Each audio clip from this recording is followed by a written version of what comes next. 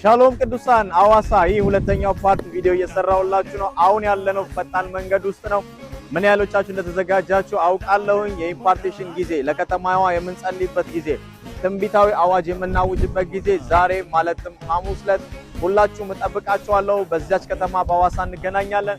እኔ መንገድ ጀምሬያለሁ። እንግዶችን ይዤ ወደ እናንተ እየመጣሁ ነው። በዚያ ስፍራ በጣም መልካም ነገር እናሳልፋለን።